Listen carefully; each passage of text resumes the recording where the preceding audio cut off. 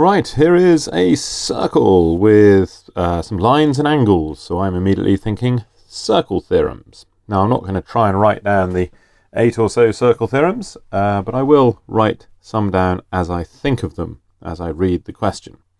Okay, just looking at the diagram, I can see that I have an isosceles triangle, and sure enough, MP equals MS confirms that. That's just something to bear in mind. Okay, so we have a tangent to the circle. Now there are two circle theorems, or two important circle theorems involving tangents. One is that a radius and a tangent meet at right angles. So radius and tangent meet at 90 degrees. Okay, so the first thing I can do actually is put a right angle in there. Okay, good idea to mark that on the diagram. And the other really good circle theorem to do this, to do with tangents, is called the alternate segment theorem. Okay, and this is one that people often find confusing. So let me just draw it for you, and we'll think about what it means.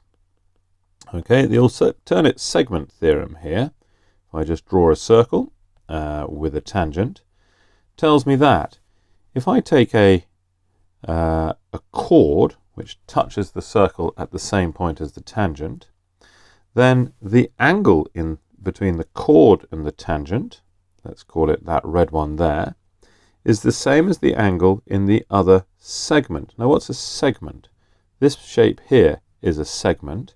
And where's the angle in that? Well, let's draw any point on the circle in that segment and join it up like that to the chord, and the two red angles will always be the same. Okay, and in fact, if I put some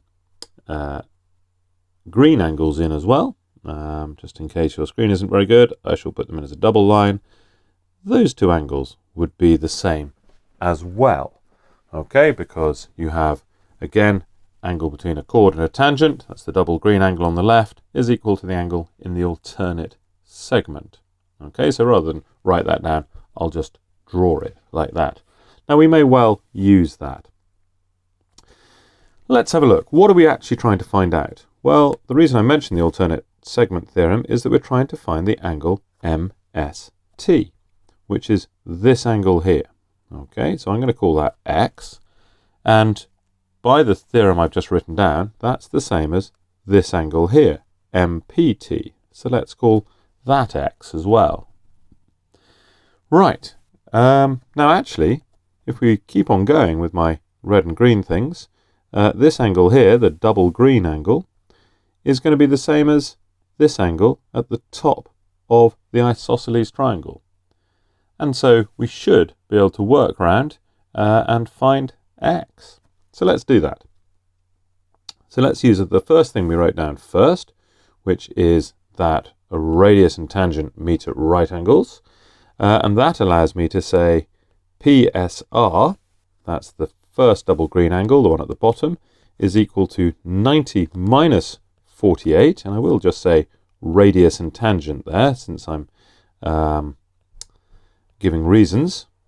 Radius and tangent, I've implied they meet at right angles with my 90, and so radius and tangent meet at right angles, and so that is 42 degrees. So that's PSR.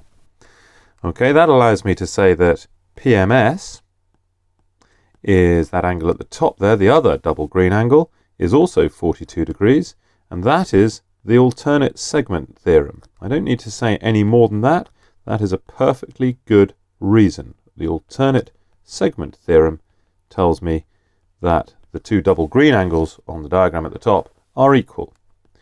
Okay, now what about MPS then, which I've marked as X? Well, that's the base angle of an isosceles triangle. Okay, so that's MPS. Well, the base angles of the isosceles triangle are equal, and what does that mean? Well, let's just go over here a little bit. That means that 2x, or 2 times MPS, will be equal to 180 minus the angle at the top, which we've just done is 42, and so x will be equal to a half of 180 minus 42. And that's a very standard way of using the base angles of an isosceles triangle. All right, I'm going to write this down again at the bottom, but that's why I've written down a half of 180 minus 42. So again, I'm going to put a reason here, and I'm going to say isosceles triangle. Okay, and a half of 180 minus 42, well, a couple of ways of doing this.